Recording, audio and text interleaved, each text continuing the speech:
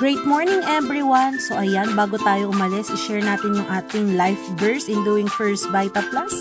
Isaiah 54 verse 2 to 4. So ayan, papunta tayo sa isang lugar kung saan mag-share tayo ng First Vita Plus.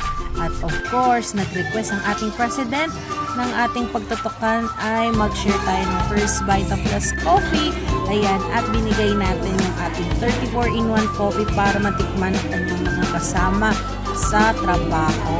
Ayan, so napakasarap ng ating kape na ito. Imagine 34 na fruits and vegetable with stevia. So, as much as possible, no need to add sugar. So, ayan, ang sarap higutin ng mainit na kape. Ayan, ngayon, ang maganda po dito, may glutathione siya.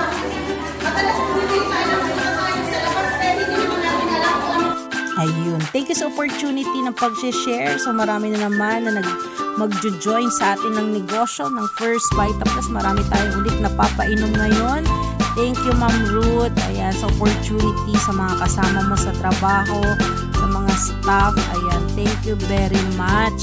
At marami na naman tayo mga magiging dagdag business partner and ready to eat na tayo. Ay, naku.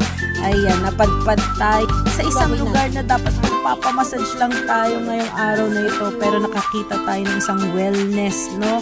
Ayan, nagpa-facial tayo at dapat ipatanggal na natin yung warts. So, project ko talaga yan. So, tingnan nyo nga ngayon.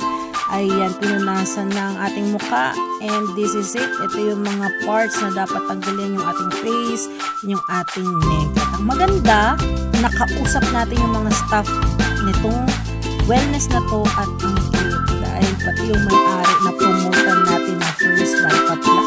At bago matapos ang araw na to, thank you kay Marivic and Sir Rowell.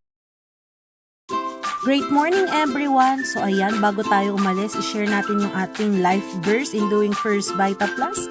Isaiah 54 verse 2 to 4. So ayan, papunta tayo sa isang lugar kung saan mag-share tayo ng First Vita Plus.